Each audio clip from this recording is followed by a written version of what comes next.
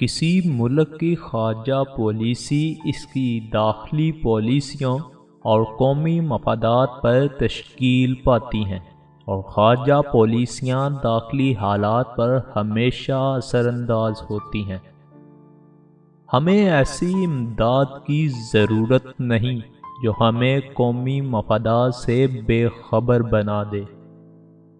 عوام کی آواز پر کان دھرو، عوام کی آواز اللہ کی آواز ہے۔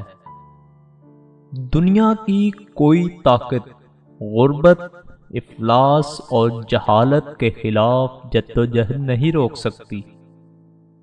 جہاد نام ہے حق کے لیے سینہ سپر ہونے کا اور ظلم کے خلاف شہادت دینے کا۔ وقت آئے گا کہ قسمت کا پہیہ گردش کرے گا، اور اس گردش کے انقلاب سے ایک بہترین مستقبل طلوع ہوگا۔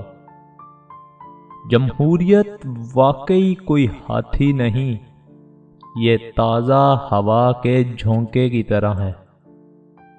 کیا یہ قدرت کا قانون ہے کہ افریقہ اور ایشیا کے لوگ بھوکے، پسماندہ اور مفلوق الحال رہیں؟ کیا یہ ہمارے لیے مقدر ہو چکا ہے کہ ہم بدستور بدحال اور پسماندہ رہیں؟ ہرگز نہیں۔ ہم پسماندگی اور افلاس کی ان زنجیروں کو توڑ ڈالنا چاہتے ہیں۔ ہم اپنے عوام کے لیے بہتر مستقبل تعمیر کرنا چاہتے ہیں۔ ہماری خواہش ہے کہ ہماری آئندہ کی نسلیں خوشحالی، اطمینان اور عزت کی زندگی بسر کر سکیں۔ قوت کا سرچشمہ عوام ہے۔